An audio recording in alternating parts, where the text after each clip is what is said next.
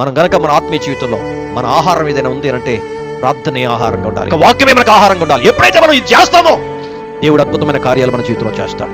సంఘములో ఉన్న నీవు వెలిగించబడిన నీ దీపం ఆరిపోకుండా అనేక దీపాలను వెలిగించే దీపంగా ఉండాలి. ఇక్కడ అంటున్నాడు, అయ్యా జీవించుతున్నావు అన్న పేరు మాత్రం ఉంది కదా, నీవో మృతుడమైన ఒక ఆ బ్యాచ్తో చెప్తున్నాడు. సంఘంలో ఉన్న బ్యాచ్, రెండో బ్యాచ్ ఏంటంటే ఇదిగో తమ వస్త్రములు పాడుకున్న వాళ్ళు కూడా సంఘంలో ఉన్నారు.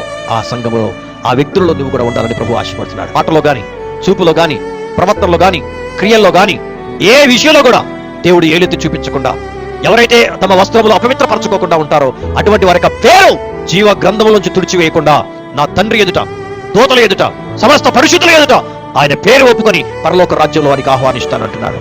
ప్రియులారా, ఇంతకాలం మనం బతికే తెలియదు ఏ రక్షణ వస్త్రం అయితే దేవుడు నీకు ఇచ్చాడో ఆ వస్త్రాన్ని కాపాడుకుంటూ పరిశుద్ధమైన జీవితం జీవిస్తూ క్రీస్తు కొరకు ఒక యోసేపు వలె, ఒక దానియేలు వలె, ఒక శద్రక్ మేషక్ అబేద్నెగోల వలె, ఒక యోబు వలె మనం క్రీస్తు కొరకు సాక్షిగా సంఘములో ఉన్నప్పుడు దేవుడు నిన్ను